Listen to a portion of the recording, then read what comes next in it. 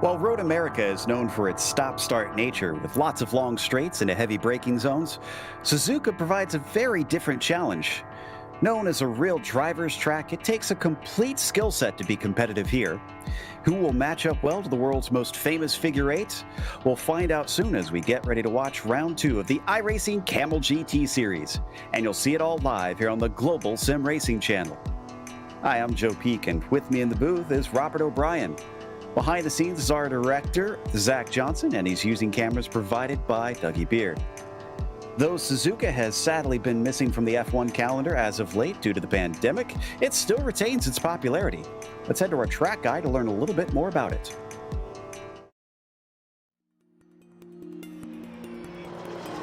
Welcome to Suzuka Circuit, perhaps most famous for its hosting of the Formula One Japanese Grand Prix for much of the event's history. This track sees all sorts of racing besides that. In fact, this place began as a test track for Honda, but later proved to be a driver and fan favorite for competitive motorsports as well. The full layout of the Grand Prix course steals the show, but there's actually 5 different versions that can be run on iRacing. With their lap lengths ranging from just over 2 kilometers to nearly 6 kilometers, plenty of different types of cars can suit the track.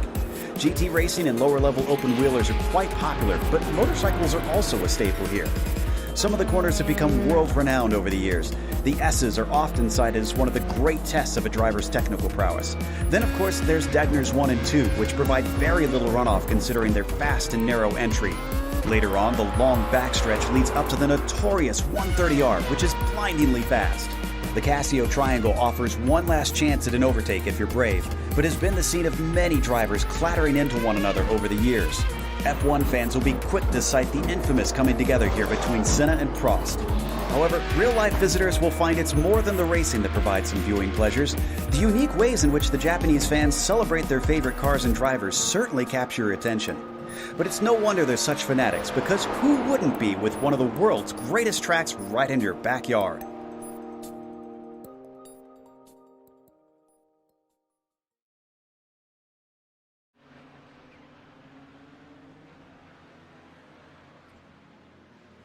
Well, Suzuka, as I said, a very popular track, but with 2 different classes on it, Rob, how are we going to see this play out?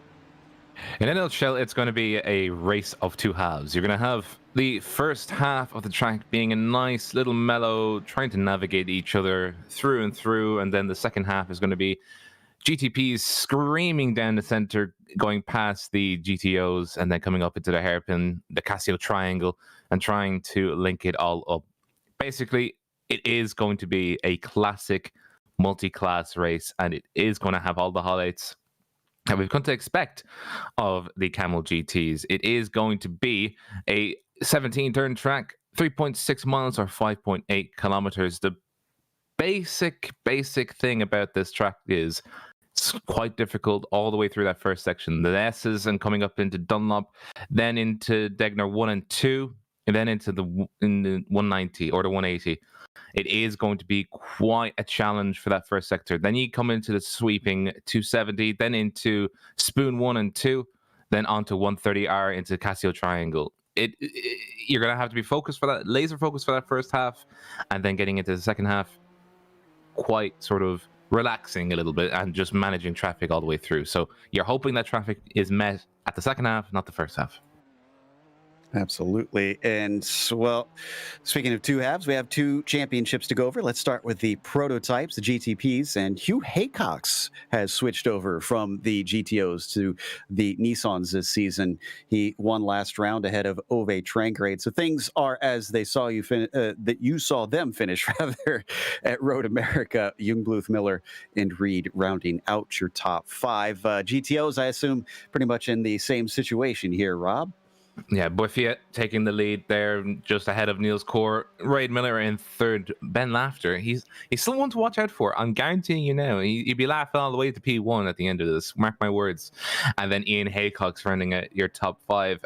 No Philip Blake, but he is into. I thought I saw his name in today in the standings, unless he's gone to GTP. But Oh, he is in GTP, sorry. So we won't see him in GTO. So look out for Reed Miller and Ben Lafter. See if they do any good today. Yeah, I have to imagine Phil will still at least have the speed, but we'll see if the race will treat him well in those GTPs. Meanwhile, let's go over the race details for today's event. As always, it's our standard 40-minute race and open setups in these cars. But with this being one of the vintage series, those drivers in those series usually are pretty willing to share their info. In fact, the fastest drivers will often share their set to make sure that everybody gets up to speed and help increase participation, which it's got plenty today. There you see the penalties that they have to worry about. 17 incidents will be a drive-through and 25 will be a disqualification. But this is a rather punishing track, a little bit old school, even though it does have some modern F1 amenities with some paved runoff in a few places. You can bend it quite easily. And right now the drivers are going to be pushing it right to the limit here, Rob, because we're in the midst of qualifying. Absolutely. They're just going on their first flying lap of the GTPs when we're looking at Philip Lake, the car number 3, as he tries to make his rubber stamp on the Nissan GTPs. Now, it is going to be difficult. We're going to see a few key areas where they're going to try and hold it together. In 130R here, and sweeping left-hander, you don't want to push it out too far, otherwise you won't be able to come back into the Casio triangle. Braking heavily, and he's just overextended himself. He needs to keep it nice and tight. Remember, back in 1990, that was the same Casio triangle that Ayrton Senna and Prost came together in a flurry of oh my goodness. Exactly. And Hugh Haycox was faster than Phil Lake because of that mistake by a full second. Trangreg gets within 0.2 of him, coming off of what was a hectic race over at the other Japanese track here, Okayama on iRacing in the Lotus 49s. Looks like Matthias Hovdal, in the meantime, is going to be setting the pace as he puts in a 140.3, and that snags him the pole. We're still waiting on the GTOs to set their first time. I think they're going to have just enough to set a second lap. Yeah, about 3 minutes left, so they should be able to get around one more. And Niels Core coming in on P1 though with a 2-minute flat, almost 6.565. So he's actually put in a great lap for the GTOs to sort of have a base mark. Nicholas Mucano's actually doing very well as well, coming on in second. He'll have another lap to do, but he's already sort of trailing a little bit. He needs to keep focused. You can see here, coming through the S's, and the amount of space that you have, it looks wide, this track. Not sneeze cars. it's quite a tight track, because especially you have to hug on this inside as you're coming up in front of Dromonoff, and you have to make a climb up towards Degner. You just need to keep as left as possible, sweep around wide, let the car, correct itself and coming up through the hill. Degner 1 into Degner 2. Touch the curves on the inside. Leave the car to come around the outside. Touch the curves on the inside. So after the first time through, looks like of our GTOs at set a lap, Core, Schumacher, Mucano's your top 3. Phil Lake improves to 4th as we're still waiting on Hovdal to go through. Aitor Sintes Guindo onto the front row. Nick Schneider gets bumped down to 3rd. Toga Hisada, once again, at a home track here. He sits in 4th and goes faster than Phil Lake. And Hovdal does not complete his second lap, so he remains prone to anybody who can find speed on the second time around. Yeah, Martin Krejcik is looking quite fast in that car, as is John Keefe. Do they set faster lap times? They don't for John Keefe. Looking at the rest of them, we do have Thomas Torp coming into second with a 147.35, but still not enough to upset Matthias Hovdal in P1.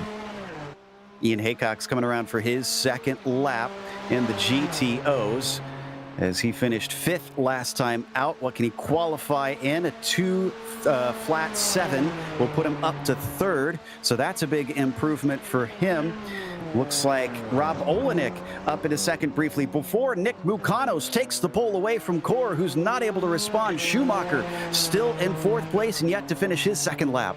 Schumacher is 4/10 up according to the splits. Can he push even further? But he's already been pipped to the post by Reed Miller, who just set a 2-minute 1:31. So he won't be able to get too much time back. And he doesn't. He doesn't even improve. He's still stuck in 5th. Schumacher's lap was deleted, unfortunately. Tupola going to be the next one across the line as we jump back here to, I believe, Koivisto, who is in 11th. Watching Trangrade as well, who is finishing his second lap. He got shuffled well down the order. Unfortunately, also has that lap deleted. Koivisto with a 2-flat-8. That's very good for him, up to 7th. And then we've got Laust Olsen, who unfortunately failed to set a time on his first time through. So the Scandinavian better get one in this time, and he does. A 40.7 will be good enough for third place. The 16 looking hot today. Perfect lap. He had to make it count the second time around. He didn't get it the first time. Made it absolutely count with the 7.74. We do have a few others. I think Ove Turngrad has already set a second lap, so he can't go at it again. And Hovdal doesn't have enough time here, as we're watching Guillotero. And 6 seconds left. That's our qualifying finished for the day. So of our huge field, we're missing 5 drivers to set a time, which will be difficult for them coming from the back of their respective fields, which includes Matthias Hovdal on the pole of the GTPs. Thomas Torp is going to be sitting next to him. That is not one I expected here today, but the number 8 is looking quick as Laust Olsen set a surprise with 3rd, and Toga Hisada barely missed the podium in the Lotus 49s. Can he correct that here today, going from 4th to 3rd at the very least, maybe higher than that? Aitor Sintez Guindo will start 5th with Nick Schneider in 6th position. Then it is Phil Lake, who qualified in 7th. Hugh Haycox, winner from last round, starts all the way down in 8th. Martin Krejcik will be P9, and then 10th goes to Trangrade, unusually slow for him.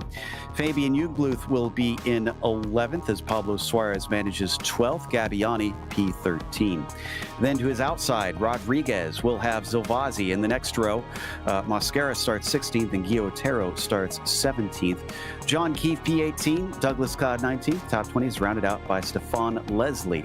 A couple more to go as Joseph Mudrack, John Cope, David Swig, and Sidney Millen were the last to set times. Fonseca, Phillips, and Miller will grid up at the back of the GTPs. In the GTOs, we have Reed Miller in P1. Nicholas Meccano's coming out of the woodwork to get second place, and the podiums are rounded out by Niels Kor. Robin in number 2 car in 4th. Andre Schumacher in the number 36 car in 5th. Ian Haycock 6th. Hideki Koivisto in 7th. Ben Lafter in 8th. 9th is going to be Jamie Hamill-Smith, and 10th is Franco Scuri. In 11th is going to be Marte Ole. 12th is going to be Devin Donaghy. 13th is going to be Harry Ware. 14th, Mark Ole. 15th is Mika Tupola.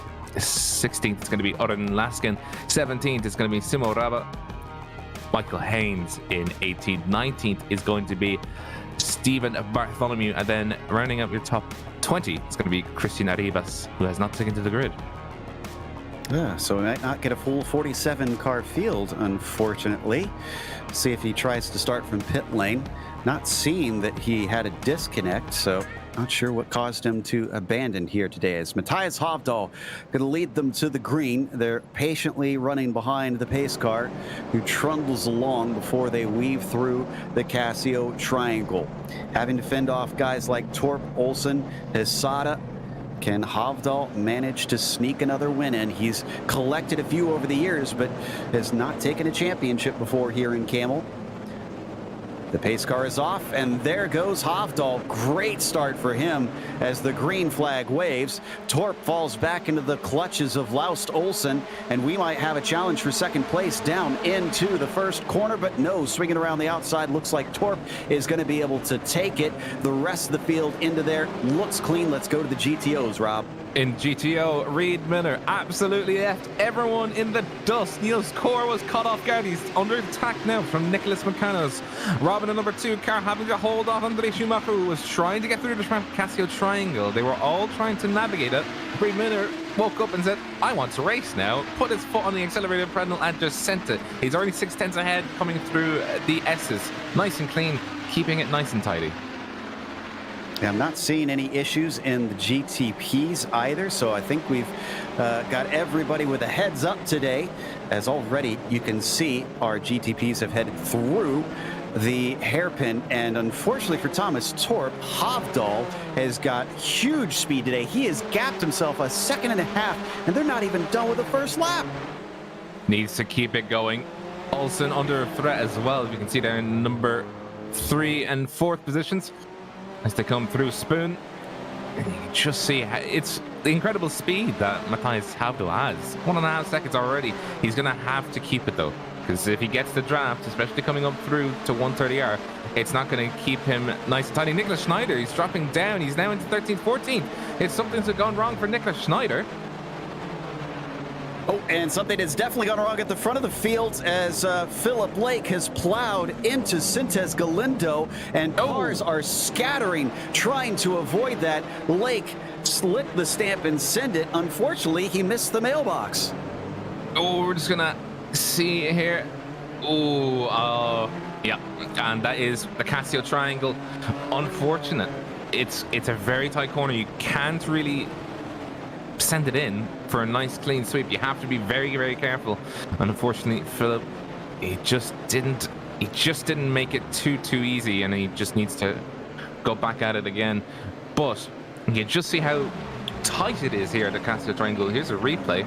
He was going for one, and then he realized he was way too hot into there. And I think that was Sintez Galindo that he hit. I'm trying to remember who it was in the world that he was actually trying to pass in all that craziness. Going to be the guy in P4. I think that was, if memory serves, I think it was Jungbluth, maybe. It was, yeah. Well, it failed in a spectacular fashion, and a few drivers lost a lot of positions because of it. Others were promoted. I think Togo Hisada was one that lost spots. He's down in 6th after that, sadly. And there you see Phil Lake still running. But where did he wind up after all was said and done? Looks like 23rd. My goodness. He's down in the backing order. But another driver who actually lost a lot of positions back in GTOs, Niels Kaur. He's not having a great race out there because he went from 2nd. He had a great start. Now back down to 6th. Nicolas Mechanos coming back up and taking that P2 after a slow start. You can come through the 180. Oh, nice and tight. Oh, a little bit of contact. That's the car number 36. That's Andre Schumacher. No. Get it into gear. He missed the shift, and unfortunately, as the car sputtered out of the hairpin, not everybody got the memo. He gets chucked off into the barrier, and Andre Schumacher, after qualifying so well today, is unfortunately not going to have a greater result. If he can finish it all, he takes a tow in the end. And what's even worse is that we have Hugh Haycox and Nicolas Schneider. They're trying to get back up there. They're trying to get back into the race if they can possibly do it. But look at everybody else around them. Oh, crikey, we do have early action for multi-class as the GTPs that had to take to the pits coming back around trying to salvage something. Oh, this traffic trying to split. It's not the nicest thing when you come into the Casio Triangle to see cars every which way. So hold on to your hats, gents. And let's not forget, Schneider and Haycox are not getting blue flags for these cars. All these GTOs basically see is a GTP coming up on their timing screen and no warning that a prototype is approaching. Oh, and you can just see, as they're trying to get through. That's Jamie Hamill-Smith, by the way. That's going to be directly ahead. Oh, that's another GTP gone off. That's Nicolas Schneider. I think he hit the wall. Yes, he did. No. Oh, no! Oh! Almost went on his lid with a strange clip of one of the GTO cars, and he's going to park it from there. The day has gone from bad to worse, and Schneider, after taking a championship, has not started this season off well. Yeah, he'll need to dust himself off and come back stronger next week. Unfortunately, sometimes it just happens. You just don't. The mojo is not there. The flow is not there. You just need to take a break. Come back at him again. We'll get him next time. In Niels Kaur's corner, though, he's actually doing very well for himself. He's now back up into 4th, as we do have Marcy Ole in a bit of a spot of bother. He's in a 3-way himself, then GTO. Yeah, this is what looks like for 12th position. No, I'm looking at Mark Ole. There's 2 Oles. Yes. This is the prototypes that we're looking at, and an absolute train of them, all behind the likes of Toga Hisada, who just seemed to lack straight line speed. I wonder if, whoa, as he takes a lot of curb on the way into Deckner 1, somehow doesn't spin the car out of that. John Keefe, unfortunately, can't say the same. Yeah, just a bit too much speed. The car went completely 180 around, hit the wall.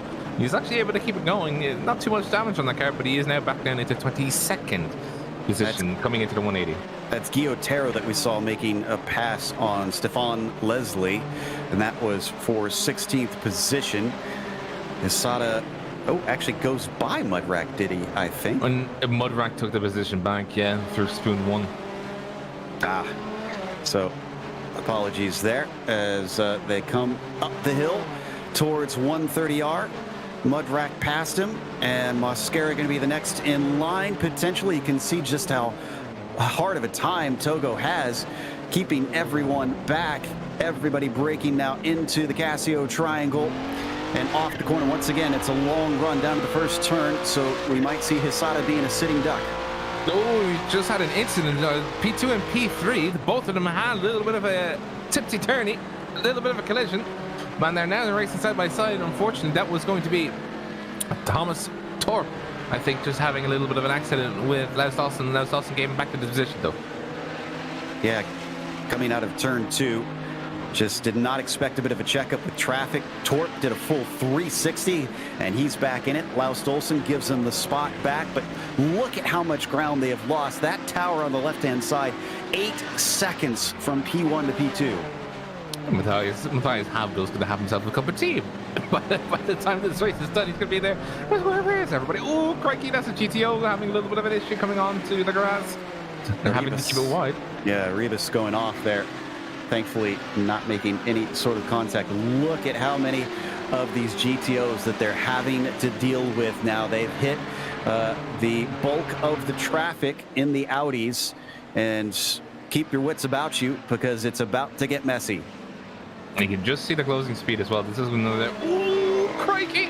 Very, very close there on the inside, coming out of Spoon 2. Needs to keep it nice and tidy. But that does nice and tidy.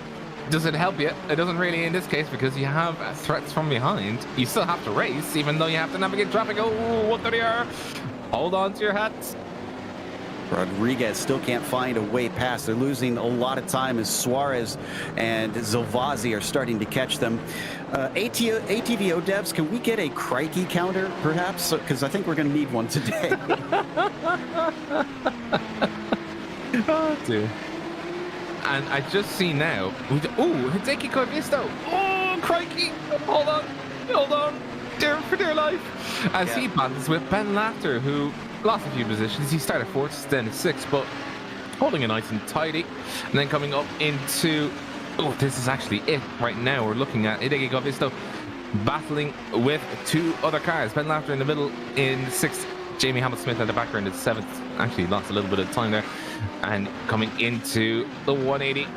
Keep it nice and tidy as we have another GTP combine. Just lining them up. This would actually be a fairly decent spot if you can get most of them before Spoon. Havdal, our overall leader, actually, and he is going to get by all of them. Koivisto lets him pass, and they can continue their fight for the 5th position. You can just see how quickly it's Spoon, especially where the GTPs with the much bigger downforce package just screams ahead, and you can just see as well with the extra grunt that these cars have, they can go on the inside, pass in on 130R and get out on the other side. Okay, GTOs sort of have to hold on for dear life as they have to navigate through Casio Triangle, and you can just see there keeping it nice. Oh, crikey, that is going to be a car going off. That's going to be the number 28 of Devin Donaghy. Well, what happened there? 130R usually don't have small accidents. Oh, a lot of stuff happening down into the Casio Triangle, even more traffic. It looks like we won't be able to get a replay because there's just too much going on. And it was a weird incident. Donaghy and Ian Haycox made side-to-side contact on the straightaway coming up to 130R. And yeah, and that put Devin Donaghy in the uncontrollable sort of slide where he couldn't recover. And so he was sort of a passenger at that point, having to hold the brakes, and he did very well. But unfortunate for him, as he got the short end of the stick.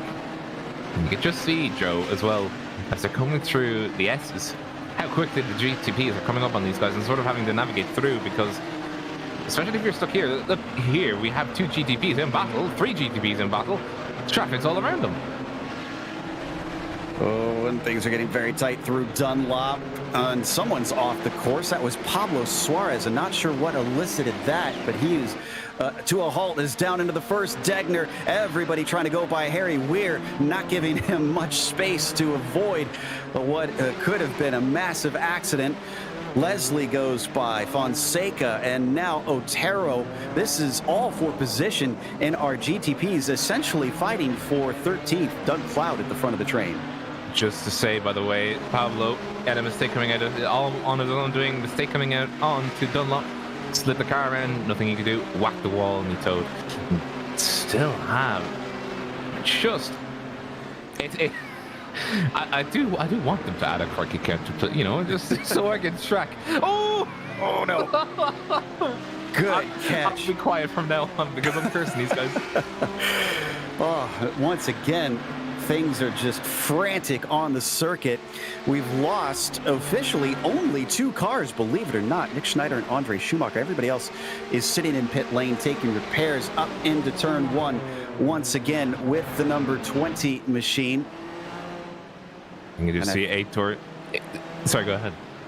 Oh, yeah, there's Sintes Galindo there, who is giving chase on Fabian Jungbluth for 4th position. About one of the closest fights we've got, other than that huge train of GTPs a little farther back. And this is for the coveted 4th position, the launch pad to try and get into 3rd, because the gap is still manageable at 4.5 seconds between the car number 11 and car number 16. And Laust Olsen is lapping a little bit slower. We are going to probably see Laust, if he continues at this pace, he'll join them within the next 4 or 5 laps. So it'll be something for these guys to look forward to as they continue around towards Spoon. Oh, and apologies, but we got to go to the lead of the GTOs. Miller has Olenek all over him. So Robbo could have a shot at the win. But can he overtake Reed, who managed to finish on the podium last time through? Well, he's a fellow Rob, so of course he does. But he is lapping ever so faster. He was actually coming up very close behind. That is going to be Reed Miller having difficulty as the traffic comes by them. Pretty thankful the traffic has got by them now, and not when they're coming through 130R. But there is still 2 more GTPs having to make their way through. Oh, and Miller. Oh, he really has to think right now. He has to think on the ball. There's another one coming up. This is Hisada down in 13th, being chased for position by Fonseca, so he doesn't want to sit around, but they'll get the front stretch. Oh, no longer is he being chased. In the background, that is Fonseca spinning, managing to avoid hitting the wall, but he goosed it a little too hard and found himself facing the wrong way. And that is the danger, because with these cars, you do not have practically anything to help you. If you lose that car is gone, unrecoverable until it stops, or until it is slow enough to really recover. And that is, we're still looking at the battle between Robbo and Reed Miller, and Reed having to sort of navigate as best he can. He's let through that GTP. Oh, there's more coming. Oh, crikey, threading the needle through the S's. Leslie and Guy Otero were those 2. And that split things up, at least briefly, between Robbo and Reed. Not exactly what Olenek was looking for here, and we'll see if the traffic pays him back a little bit later and holds up Reed Miller some, because certainly not over. In fact, we're not even halfway through this race, by the way. Still plenty of action left to go. That's another poor GTP having a bit of an issue. Mr. Miller having issues coming through the S's. Kuksa got back going though. And I actually do want to pay attention to Ove Tangerud. He's now in 5th himself. Under pressure, actually, we do have battles. Joseph Mudrak and Patrick Slovazzi back away a little bit. They are also having battles, but hold it here for now. As we can see, Ove Changrid and Aitor Sintes Galindo having their own scrap heap as they come into turn one. Oh, keep it nice and tidy. Yep, out of turn one and into the S's. Not many places to pass through here, although traffic could hold someone up and create a pick. They easily get by Marty Ollie. And up ahead of them is Fabian Jungluth in their class. Yeah, I'm not seeing any more GTOs up ahead for quite some time. So they'll finally have a break to be able to race one another.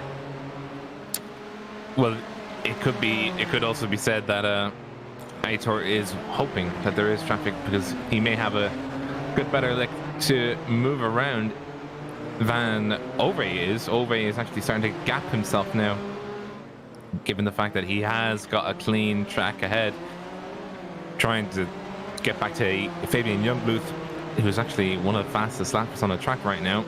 He's actually lapping at a 1:43.4 compared to the 1:44.633 that Ove had on that last lap, but he seems to be putting pay to rest on that front. Going through Spoon, keeping it nice and tidy. And in the meantime, looks like we got a battle for fourth in the GTOs. Laughter ahead of Hamill Smith. This has been split by about 0.2 of a second for some time now. So Jamie has been stalking that white and green number 14 as they come out of the Degners. Do they have any traffic approaching behind? I do see at least one GTO. Looks like Sydney Million. And unfortunately, that is not going to be a blue flag because he's on the same lap as them. So they got to keep their wits about them. Ben is holding ahead of Jamie Hamill-Smith as best he can. Sydney Millen is going to be... we could essentially split these two if they are caught at the wrong place at the wrong time. He is... Oh, I think he is actually going to get past them on the straightaway, so not too bad. Get by them and, you know, hopefully we'll not have the split yet. Nice and tidy by. Car number 46 going by. Ben is now under severe threat from Jamie Hamill-Smith, who was lapping a bit faster than he was. Coming into Casio. Holds it nice and tidy. But how long can Ben have to keep it up? He's doing well right now, managing the pressure. We haven't seen Hamill-Smith actually try to stick it in quite yet, as close as he's been. Keeping half an eye on this and half an eye on the lead here in this same class, because Miller and Olenek continue to hover around one another. And there you see them on screen right now. The number 2 chasing the number 7, and wow, this has really come down. It's down to 0.2 of a second. It's one thing catching, though. We always like to say, Rob, and it's another trying to pass, though. Especially around here. There's very few places that you can... Oh, no! When we say that, Reed Miller having a mistake coming out of Dunlop is the worst mistake you can make because the punishment doesn't stop until you get to Degner, and he's lost all that pace, all that time. Robbo just very easily overtook. Can we get an onboard replay with Reed? Did he lift or did he go a little wide there? It's difficult to tell. I don't know why he would let him by. This is not exactly a track where it's easy to pass. That was a mistake. It was a mistake. I can safely tell you that. Mistake coming on the outside of Dunlop. If we can get a look at him. Oh. It looks like a cutback live for now. Yeah. I can safely tell you, Joe, made a mistake coming out of Dunlop onto the grass. Lost a lot of speed coming through. That is a real shame, because just one little hiccup and it could have cost him the win unless he can really challenge. He's going to suck up right underneath the rear wing of Robbo and try to maybe size up here into Casio, but no, doesn't even poke his nose out as the two of them weave through that final chicane. And it is 19 minutes left to go, so little less than halfway through this race. Oh, this is a great exit. He's going to have a chance. No defense from Rob. Here comes Reed Miller. He wants that lead back. Is he going to be able to claim it, though? And Rob is deeper on the brakes. Can't chop down on him. Now he's fully ahead. I thought for sure Reed Miller would have that back, but it's not to be yet. Reed just a little cautious under braking, and then when he tried braking further, the car was actually looking like it was about to spin. The front was swirling down. He was trying to get it slowed down to keep it on the inside, and unfortunately he just had to relinquish the position and let Rob fight another day. But you can just see that Rob is actually keeping it nice and tidy coming into Dunlop. Reed Miller very wide out there, so he is he needs to tuck that in if he wants to keep on going. Though, as I say, Robbo, mistake coming into Degner 1 leads him wide on Degner 2. It's one of those corners that really kind of acts as one, even though it's counted as two. And through the hairpin, it seems that Reed Miller is going to keep the pressure on. He's pretty strong. In fact, he gets a great exit out of that slow turn. Puts him in contention coming up to Spoon. Not exactly a place where I'd expect to pass, but if he can get another good run coming off of here, he might get a shot down the backstretch. I just love the sound of these cars.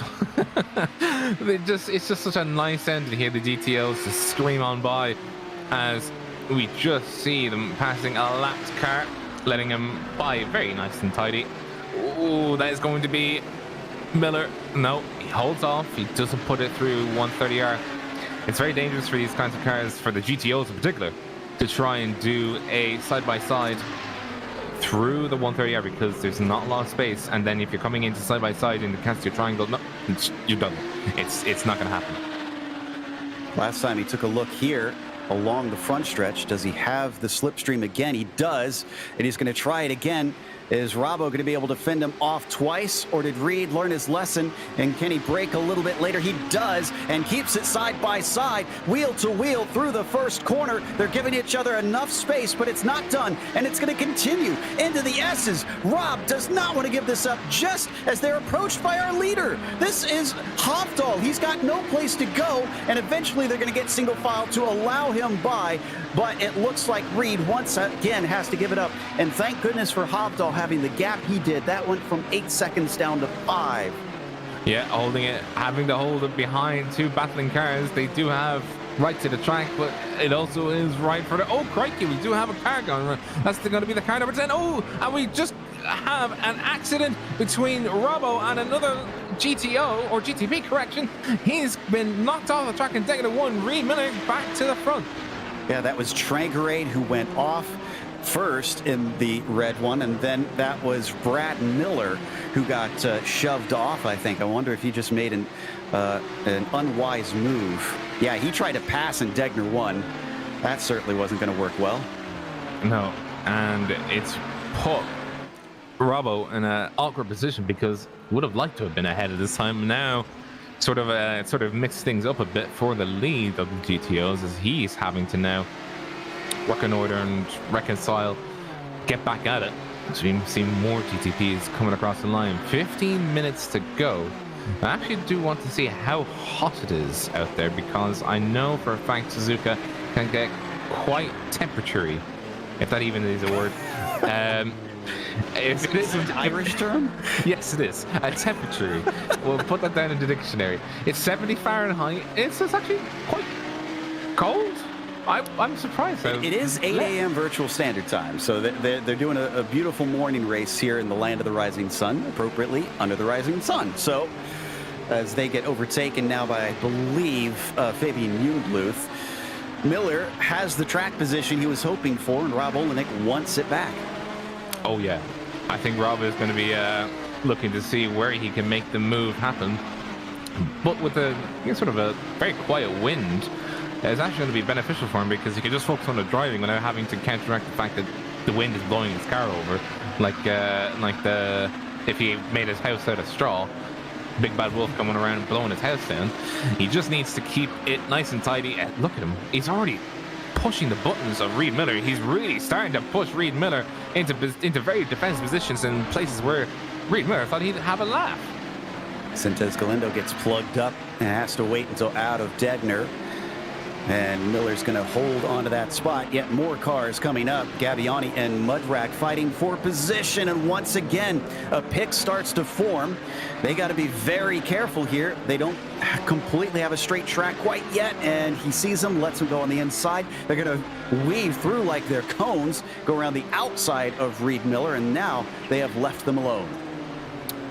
Bravo having to continue picking the pieces. By the way, Mudrak down in 7th position, having to challenge and push his way back through on Gianluca Gabbiani. And it's going to be quite the battle, because two of them are pretty close for pace in terms of just number of standard lap times, but with the slipstream, Mudrak can make the move. He can, but that's Sintes Galindo. He made a mistake into the Casio Triangle. They've caught him, and this is a good pass for Gabbiani if he wants to try for it. He's got the inside, and Sintes Galindo is going to fight back around the outside, go deep into the corner. Gianluca does not have a pass done here into turn 1. Mudrak now has 2 cars to try and overtake. Sintes Galindo, a very, very costly mistake for him, because it's now put him in a very awkward position of, oh dearie me, there are 2 cars behind me and they're both want to get past me. You know, sort of that kind of thing, where he needs to focus right now. He needs to keep clean laps. Went a little wide there, and here comes Gabbiani once again, around the outside, this time through the hairpin. I don't think there's enough traction on that long way around, and indeed he starts to fall back. He could be under threat, because don't forget about Joseph Mudrak in that bright blue Nissan just behind him. And Mudrak, by the way, he'll have the prime seat. If either of them two start making mistakes. Oh, sorry. One of our front runners in GTO just had a big problem. Ben Laughter, I think, had a massive punt. John Keefe. Oh, if we get a replay on this one, it was about 50 seconds ago. Oh, I just saw it there. Yeah, just saw it there. And he's towed. It's critical damage. His race is over. Ben Laughter's bad luck strikes once again. As that happens, oh no! Oh no! Yes, Sintes Galindo is gone. We're gonna watch the replay first. There was the last bit of it with Laughter. The 14, just gets sent all the way out into the tires, unfortunately. And I think it actually broke his suspension. Because he wasn't really able to drive it straight. It was kind of like, oh no, my wheels are not working. And I think, no, this isn't Sintes Galindo that we're looking at. This is a little bit behind him, I believe. Sintes Galindo missed his braking in the Casio Triangle, so he lost those spots, and Mudrak is now up into 5th as Gabbiani goes into 6th. So that is 2 spots for the 12 car as we see them continue on through the Degners. As I said, Joseph Mudrak had the prime seat. If either of them made mistakes, he could have just went and said, okay, I'll send it right now and make sure that I get the best advantage I can ever have. And he's done it beautifully. Back up to our leaders in the GTOs, and Rob Olenek is putting so much pressure on the number 7. They've got Niels Kor. He's caught up to them. That's for position. So the podium has all 3 cars within roughly a second of one another. Oh, 2 wheels into the grass there from Rob Olenek. He manages to hold on to it with that 4-wheel drive. And oh, no! Cox gets turned around. Oh. Hugh Haycock's car number 1. He had literally just come out of the pits 15 laps ago due to damage, and now he's all the way around again. It's not his day either. Just a little tap on the inside coming into the 180, and now we have major issues. Rob Olenek, where is he going? I don't know. He's off into the sea, it looks like, as Unfortunately, this is going to put him side by side with Niels Kor, who didn't get the greatest of exits, but just enough that he's starting to pull back up alongside him as they come up to 130R. Who's got the bigger stones? It's going to be Rob Olenek. Oh, but he goes just that little bit off, and unfortunately, he loses the momentum as they've got... Is that Haycox again? That's Haycox again, who goes through. Oh, no! Olenek gets into him. Haycox is off. Olenek starts to lose the spot as Togo Hisada now wants to pass both of them. And unfortunately, Niels Kor does have better speed. I think that's John Cope, who is a lap down, and he's battling with Fonseca as inside Niels Kor finally finishes the pass and gets himself into second. I get the sense that Olenek and Hugh Haycox are going to have some discussions after this race. I think Haycox is going to be wishing to forget this race. He doesn't want to remember the time that he got turned around twice on one lap. Just make sure he moves on. Just, you know, clear his head, have a bit of water, have a bit of a walk, you know. Fortunately, sometimes this is not your day. Rob Olenek having issues there coming through the triangle. We did see, actually, he was actually quite hot coming into the triangle, and then he went over the second curb and just tipped the back end. So a lot of drivers having a bit of an issue there. Well, it lost him not on the lead. No! But second. Whoa! Oh! Who was that? That was Hideki Koivisto and Togo Hisada. Togo Hisada having a mistake coming out, and oh dear, that's one very sad looking car. Not the kind of car that it should be, and you could just see now to come back to it. And just a little bit of a yikes moment there as well from a few other cars you can see. So we are looking into Hugh Haycox. Okay. Or no, that that was the car number 9. Curb. Bang. Yeah, Hisada just clipped the curb. As soon as he went off that thing shot to the right. Yeah, that was Hideki Koivisto, I think, the car number 22. That got collected, and we can just see here. Oh, that is the car number 7. That's the car number 7 of. Oh no, that's the car number 1 of Haycox. Having issues again, coming through on spoon 2, and now he's carrying damage from when he went wide. But I think that's it. So what this has done, let's collect ourselves here. Reed Miller is 2.5 seconds ahead of Niels Kor in the lead of the GTOs. Olenek is about half second back from Kor. So the battle for P2 still on there. Hovdal still leads the GTPs, but it's a very different story. It's 11 seconds down to Thomas Torp, who I think is probably extremely thankful he's had a quiet race compared to everybody else here today, at least as far as we can tell. And then it's third for Laust Olsen, who's about 1.5 seconds behind there. So there's at least your podiums for both classes. All the rest of them, my goodness, take your pick. They've been swapping around every time we look. Niels Kor and Robbo back at it again. Robbo caught back up to Niels Kor, coming through the Degner 1 and 2. Niels Kor, he's had a quiet race. He did lose a few positions, but then he got it back. Oh, he missed a shift. Oh. He's slow.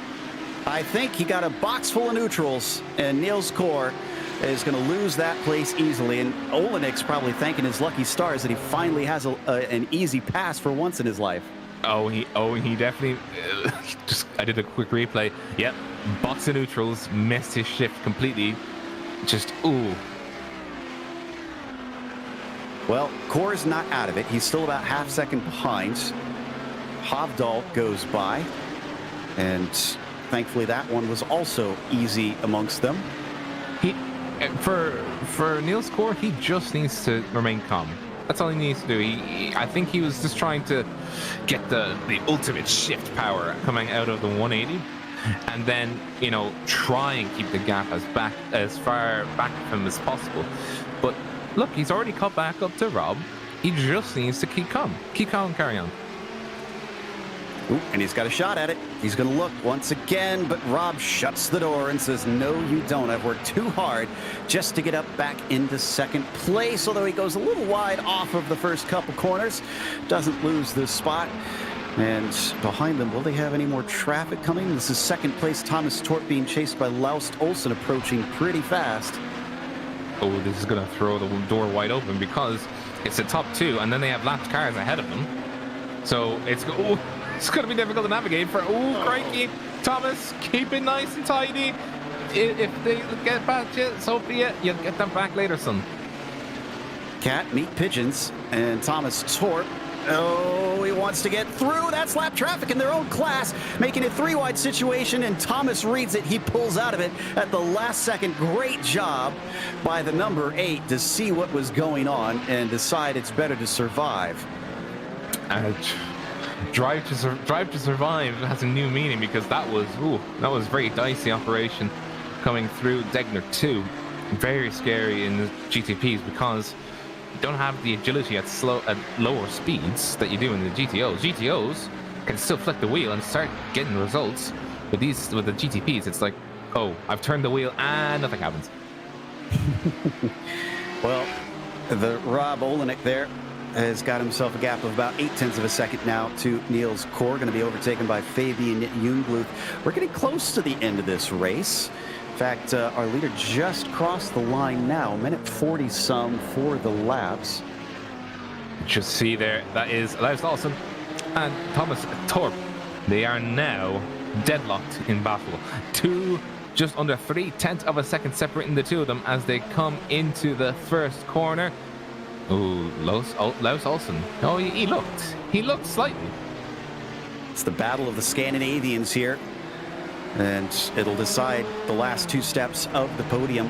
They do have Jungbluth back by about 4 seconds. Now, in normal circumstances, you would say that's way too far behind with 2 or 3 laps to go. He's not involved in this. Well, if you've been watching this race, I hope you have to realize that time can be gained or lost so quickly in the Camel Series that those 4 seconds could disappear in a heartbeat. Through Degner 1 into Degner 2 goes Torp and Olsen. Oh, another car gone off. That is going to be Swig having issues. Oh, carrying some damage there. Back at it again into the car 8 and 16. Oh, they're divided well by 8. Nice. But the division by 8 is not going to work because the gap is only 0.5 of a second. And it is going to be quite interesting to see because Laust Olsen on the last lap, he was actually 0.9 of a second faster than Thomas Torp. So Torp has all the work cut out for him. He just needs to defend very well to keep the gap as it is. And he's just passing traffic. Ooh, in a very tight spot. Oh! Whoa! 44! Whoa! Somehow keeps from running into Laust Olsen. Gets some new pants for the number 16, because I would have been screaming inside there seeing that start to unfold. I think he was screaming inside there because he was trying to navigate around as best he could, but he's really got no course for course correction. Oh, was that a slip from Thomas Torp there? I didn't see. I was looking away for I don't see one here on the replay on my machine. I think he was okay. So no, it was just my eyes playing tricks to me. Yeah, he's got about 1.5 seconds, and it is indeed 2 laps to go. Hovdal Cross with just under 2 minutes left, and unless he runs an incredibly slow lap, I can't imagine he'll get the checkered flag next time by. Meanwhile, it just doesn't end for poor Robbo. Niels Kor has caught him once again. They do have a car behind them, but that's not for position. That's Marty Ollie. He's a lap down. Niels Kor holding position behind the car number 2, just having to really, it is going to be quite a, he has to make the move and then stick with it, because as soon as he does, he won't have a retaliation against, sort of like a retaliatory move to sort of defend if he does make it. Oh! He gets another hit from Ove Trangerade. Looks like he manages it well. He gets the car woed up in time. Poor Rob's been a punching bag today. Coming into 180. Rob is, I guarantee you Rob is looking at his mirrors very, very closely at the car number 6 and just going, oh dear, oh dear, oh dear, oh dear. White flag, by the way, for Matthias have, though, he is going to have a cup of tea on his last stop, I think.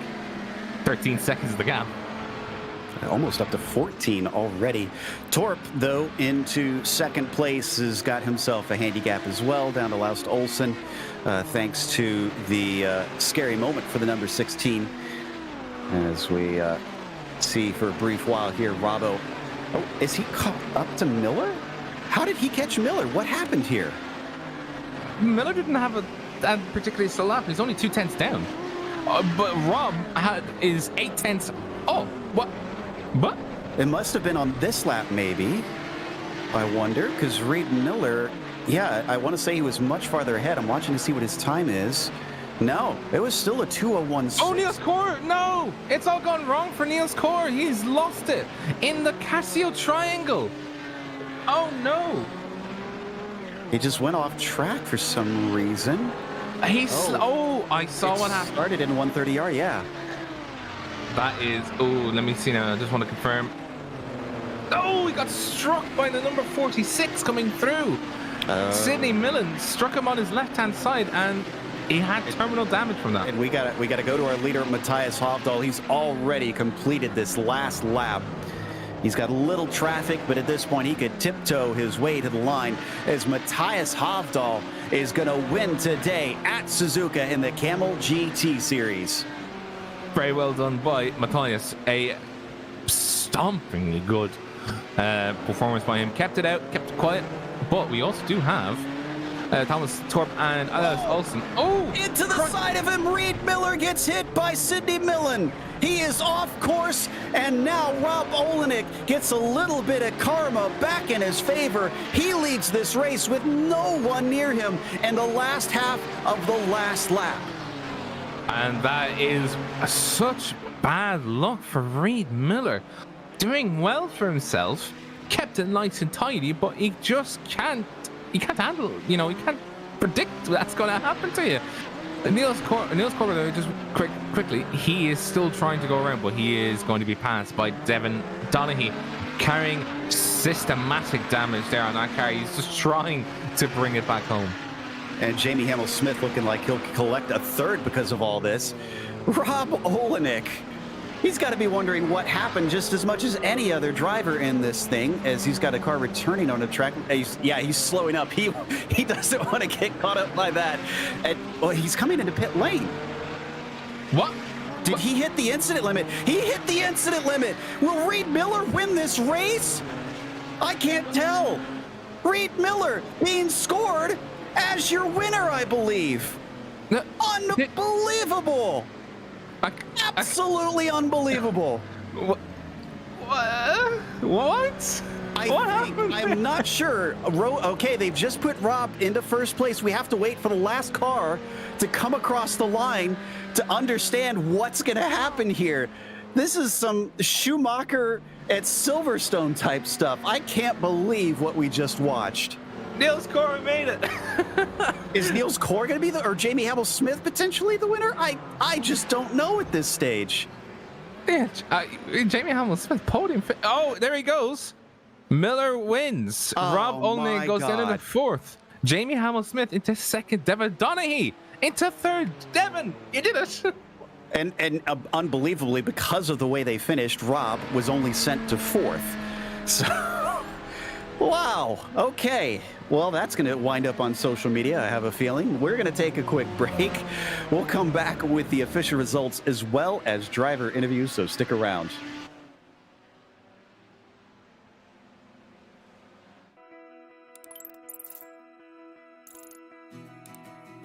iRacing is a sim racing game that combines a true-to-life racing experience with an online community of virtual racers from all around the globe.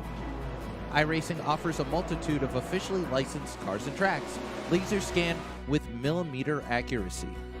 Their car models and mechanical systems are based on real-world physics, engineered in cooperation with manufacturers and race teams. Their skill license system ranges from rookie to pro, ensuring members are always pitted against those with similar skill sets. Members are able to sign up for a weekly race series, compete in time trials, host a private race with friends, and participate in racing leagues created and run by the community. With over 170,000 members, iRacing works in partnership with renowned motorsports organizations like NASCAR to deliver virtual races based on the real-life NASCAR Cup Series, as well as many other series on the NASCAR ladder. iRacing also features team racing, providing a variety of options for members to create and manage their own teams. Race with friends or real-world teammates in full-length endurance events like the 24 Hours of Daytona, Spa 24, or the Bathurst 12 Hour. Additional partners include IMSA, World of Outlaws, Supercars, and IndyCar, allowing members to race in their very own Indianapolis 500, Bathurst 1000, Chili Bowl, and many more iconic events. This is iRacing, delivering the most authentic racing experience short of getting into a real race car. Sign up today at iRacing.com.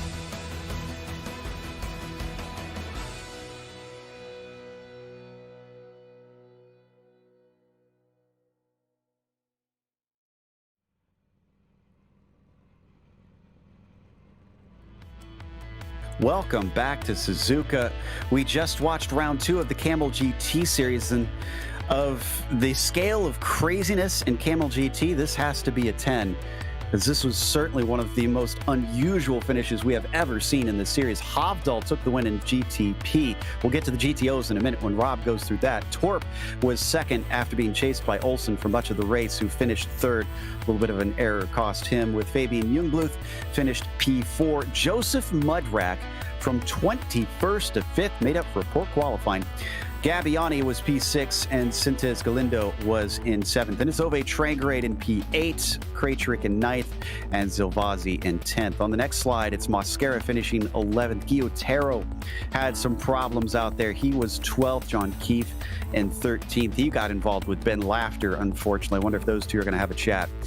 Stefan Leslie was P14. Then it's Rodriguez 16th and Fonseca 16th. Cope in 17th. And then we get to the drivers a lap down. I'm amazed that we had as many as we did on the lead lap. Swig 18th, Phillips 19th, and Sidney Milan, who had an effect on that finish in the GTOs, in 20th.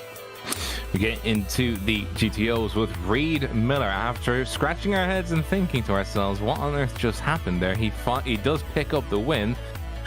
No harm, no foul. Jamie Hamel-Smith in second. I think he'd be blown away that he ended up in second. I didn't think that he would imagine that it would have happened the way it did. In third, though, Devin Donaghy. I think he's even more surprised he's in third. Robbo in fourth, Stephen Bartholomew in fifth. In sixth is Harry Weir, Niels Kors seventh, Mark Ole eighth, Oren Laskin ninth, Michael Haynes in 10th. Then in 11th is going to be Christian Arribas, who started from the back, by the way, and he's now up into 11th, so he did pretty well for himself.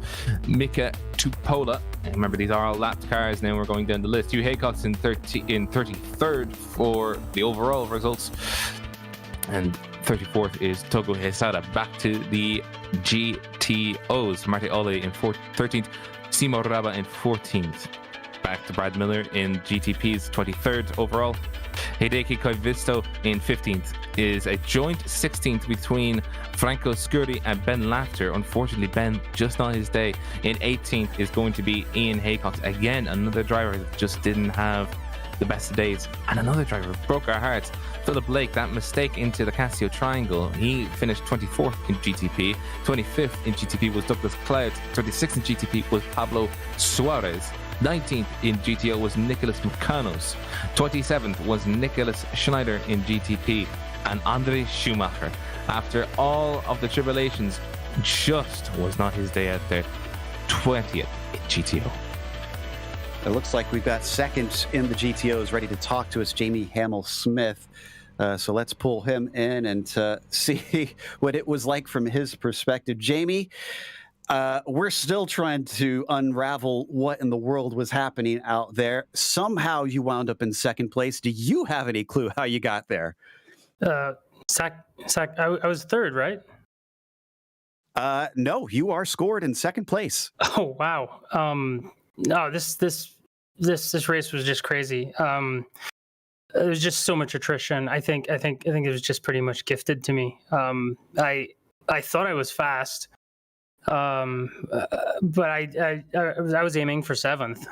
To be honest, that's where I started. Everyone in front of me was doing 2-minute flat in qualifying. So, yeah, this is kind of a shock to me. It seemed like there was quite a bit of, let's say, shall we say, unwise moves between the classes today. We saw some interclass interaction, not in the way we typically like to see. What did it feel like from your perspective? Was it more chaotic than usual, or do you think this was just par for the course and we're reading too much into it? Yeah, I think it's some of the latter. I mentioned last week that I'm quite gentle when it comes to multi-class traffic. I kind of I try not to fight it too much and try to see them as opportunities. But having said that, there were just so many cars on track in a small part of the track. It felt like there were 2 laps I did where I didn't see another car, and then I would do a lap, and the entire lap crew chief was just yelling blue flag at me. So I think maybe timing, maybe just how many cars we had. I think that seems probable because we started with 46 taking the grid here today, and that is even with as long of a lap, it's pretty hefty. Well, regardless, it's a podium. Is there anybody you want to give a shout out to that helped make this one happen? Oh, just the entire Kamel community, again, sharing setups, giving feedback, tons of advice on how to have a successful race over in the VCR Discord. So just everyone else. These races are so much fun, primarily in my opinion, just because of all of the competition on track. So thank you, everyone. That was second place, Jamie Hamill-Smith, who survived out there today, as we now have another of our podium finishers over in the GTPs. Rob is going to be talking to Laust Olsen. Laust Olsen, how you doing, my friend? You must be a little bit of a nervous wreck in the box today. How are you feeling? Oh, quite good actually. For me, it was a good race. I had fun.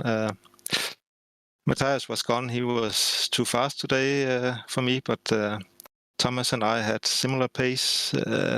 He just got a gap through the first round of traffic, which I had trouble catching up again. But otherwise, it was quite good. Yeah, I just wanted to take me through the traffic there because it looked hairy in spots. What was your focus? Where were you hoping that traffic would, end up so you could actually make the pass? Were you hoping that they'd be made just before 130R, or were you kind of getting traffic through 30Ss as well? I was having traffic all over the place. I felt, of course, you want to be able to pass on the straights. That's the easiest way to do it and less risk. I had a few scary moments. One Audi spinning across in the last laps at 130R. That was quite scary. And then I had a few mess-ups of my own. I think Niels Kåre was on the receiving end both times where I was misjudged the situation. I don't think we hit any time, but so it's not easy, but it went better as feared. I mean, you said it was scary, but ice cool. I would have said right now, judging by your voice, very ice cool. How do we learn how to be ice cool in the car like that? Oh, I'm not. I'm not ice cool. I can really feel the pressure. So it's I'm on the edge of the seat all the way through the race. Just having to sort of, it's more of just accepting that you're going to have trials and tribulations throughout the race, and just come about them as they come about. Yeah, you cannot do anything else. If you try to plan anything, the others don't do as you plan, so you just have to follow along and get the best out of it. Perfect. Before we let you go, Olsen, do you have any thanks or shout-outs you'd like to give? Yeah, thanks to the community, and also thanks to you guys for the broadcast. Perfect. Thank you very much, Olsen. We hope to see you next week at VIR. But until then, have a great rest of your weekend. Thank you. Bye-bye.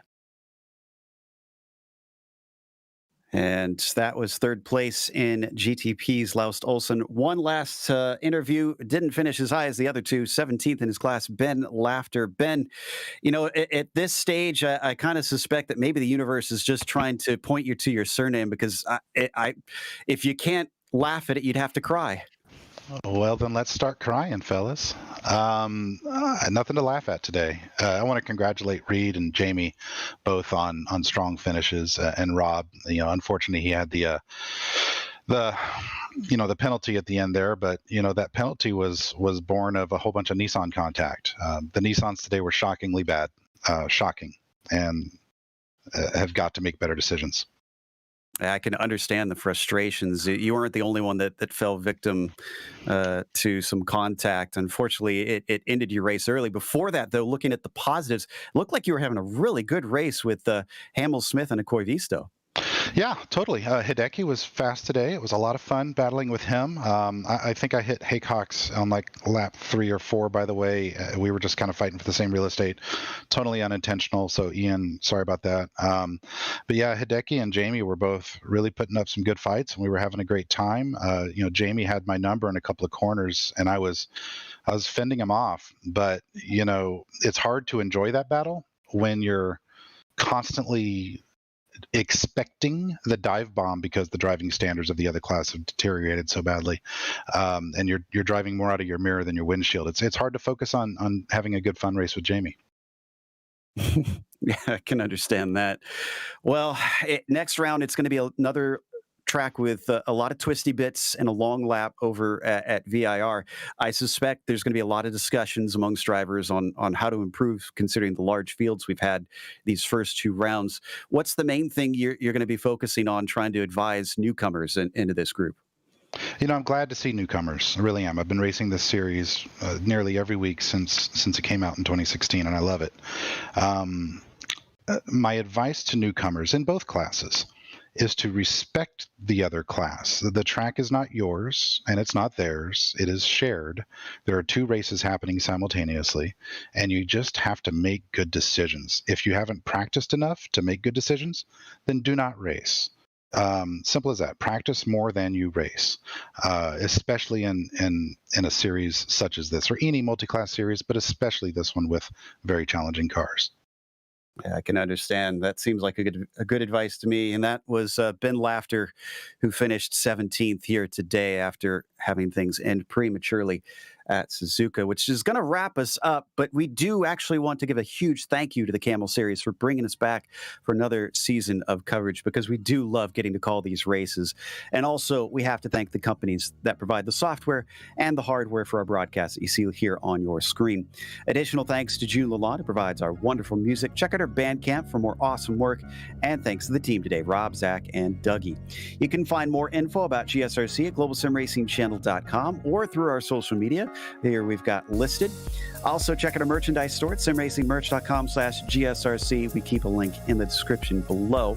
If you go down to that description, you should see our subscribe button. If you haven't yet, make sure and click that so you don't miss a moment here on GSRC, because as we said, the next race will be at VIR Saturday, October 2nd at 1 p.m. Eastern. But we have upcoming races for other series listed on the screen, so check those out and mark them down on your calendar. In a little bit, we're heading off for a much slower vehicle, the Formula V Weekend Warriors. It'll be just as much fun, though, because it'll be at Road Atlanta at 4 p.m. Eastern. Until next time, race clean, race hard. We'll see you on the track.